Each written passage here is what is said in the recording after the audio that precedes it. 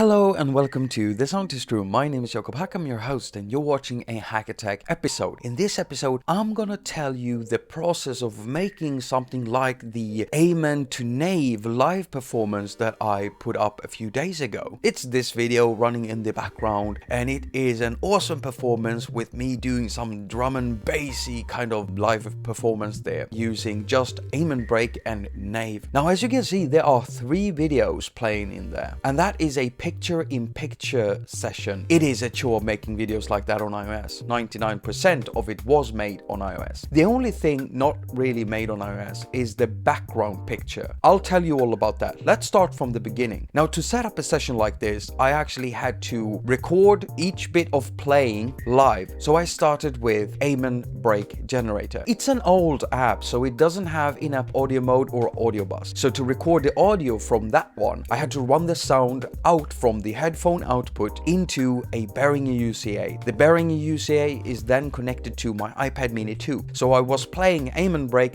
on my iPad mini 1. I was holding it inside the lightbox, my iPhone 6s placed on top of the lightbox, recording the whole thing, and the audio being recorded at the same time inside Cubasis. Now, I chose Cubasis because I just wanted a multi-track DAW to make this session, because I knew I was going to record more than one track. Now, I did the same thing when I played the bass line using Nave and also that horrifying stab lead. By the way, those 2 sounds comes from my 64 presets for Nave pack that you can download for free if you want them. I'll put all of the links to anything I'm talking about in this video down in the description. So all of the audio was recorded inside Cubasis. It wasn't all recorded through a Behringer UCA. When I recorded the Nave sessions, I used my iPad mini 2 to play Nave. Basically loaded up Nave into audio bus and then sent the audio to Cubasis. Now, when I was done, I exported the audio from Cubasis and I imported it into audio mastering by Igor Vasiliev, and I did a few minor tweakings on it, nothing too fancy. I then sent that audio to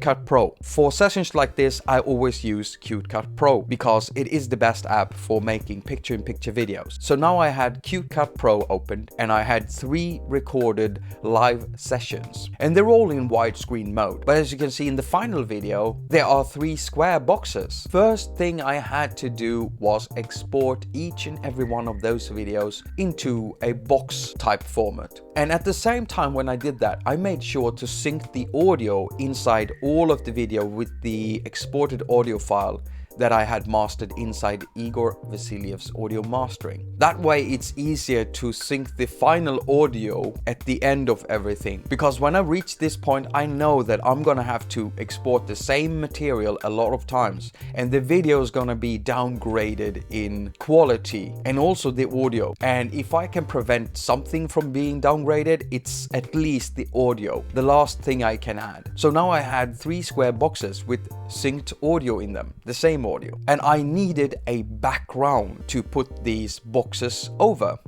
into the same video, picture in picture. Cut Pro is perfect. It's easy to make picture in picture videos. The only problem is you can only use 2 videos at a time, and that is a chore and a problem. And if you bear with me, you're gonna understand why it's such a chore. The background is also a video.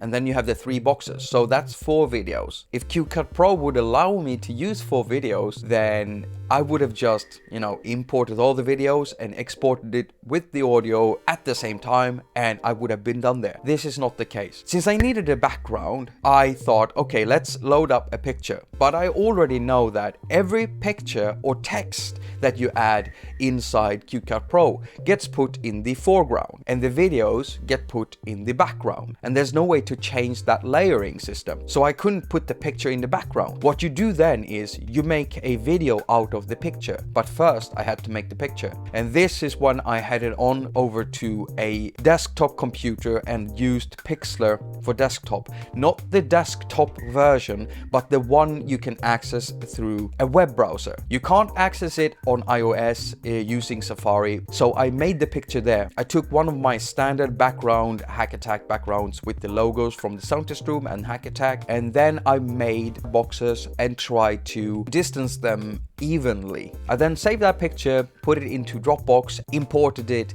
into my iPad, used that picture to make a video. So now I had a video of a still background and 3 square boxes with my performances in them. I could now start making my picture-in-picture live performance video. I started by importing my video of a still picture. And then I imported the first thing that I'm doing, where I'm playing the Amen break generator. So I added that, tried to fit it in the box. It's not easy because you can't really lock anything into anything. So you have to do it by finger. Now I'm full on video. I'm already using 2 videos and I can't add another. So I had to export that session. And then I have to import that exported video and put the next performance box thingy in there, which is the bass one I'm playing with Nave. And then I have to export that, and when I exported that, I had to bring that in again and put on the last box. But before exporting this whole session, I make sure to grab a fresh copy of the WAV file with the song in it and the recorded performances and sync that to the video, pull down all the volume for the video files, and then I export that. Now I have my finished picture-in-picture video. And now you can see why I'm losing so much in every export. Like the background picture has now been exported inside a video 5 times or something. And the first performance with the Amen break generator 4 times. So there you go. Now you know how to make your own picture-in-picture live performances. It is a chore. It's not easy. It would have been quicker doing it on desktop,